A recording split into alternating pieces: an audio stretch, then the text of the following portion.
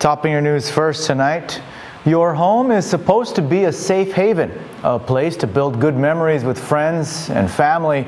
But for one family, their safe haven has been violated by burglars who not only took personal belongings, but also the family's sense of security. In an exclusive interview, PNC's Jolene Toves sits down with a single mother who requested that her image not be used out of fear of being victimized.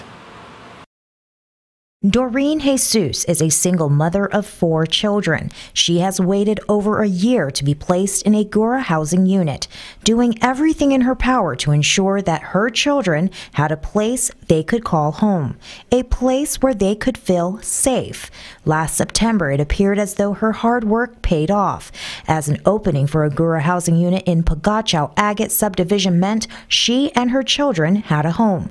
But shortly after moving into the subdivision, burglars struck. And since September of 2017, that's about, what, 5 months now? A little over 5 months.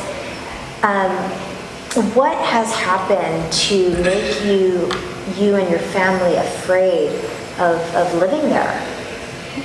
In December, I had 2 break-ins, 2 vehicles, which is the vehicles are not mine. They're just family who come and help me.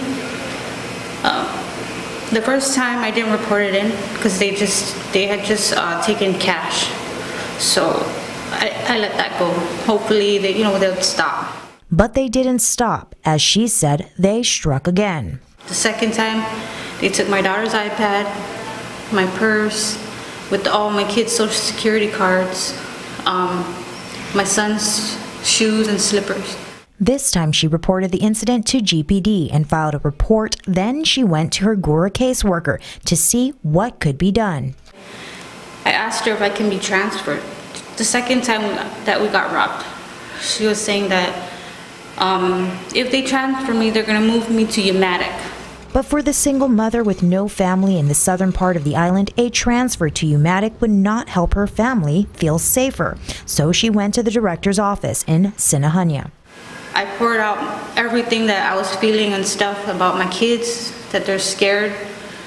They were saying that, he was saying that it's not possible, it's gonna be somewhat complicated. While she is aware that a move to a central GUAM subdivision like Asin may not happen right away, she says it's something that needs to happen, as last week burglars struck again, this time entering her home in broad daylight. Just recently, last week, Friday, I came home with my kids, picking them up from school, work. They broke into the master bedroom window using a rebar. They stole in my son's TV, their game systems, more than one, my daughter's pet rabbit, some other stuff. Her kids are so terrified that they don't want to go back home. But I don't want to leave GUAM because I have nowhere else to go.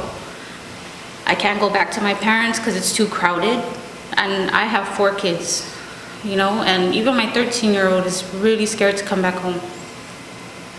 Every time we're in the living room and just one little noise outside, my 2 younger ones, they run to me, and even myself, I get scared.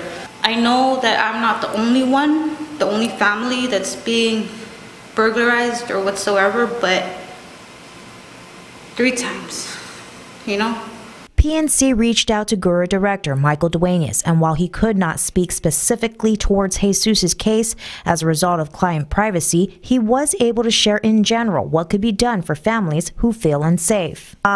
Is GUAM able to move them to another subdivision or another area for their safety? That is a possibility.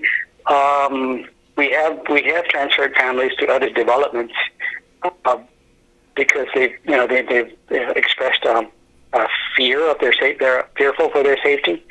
That's something that we can look into. Duenas says that the individual would need to speak with the property site manager and provide documentation such as police reports to begin the process.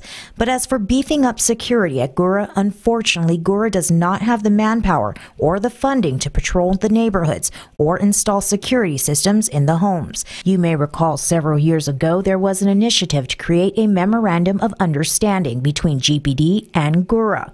The memorandum would allow for a GPD officer to reside in the neighborhoods in exchange for their services. However, the MOU never materialized.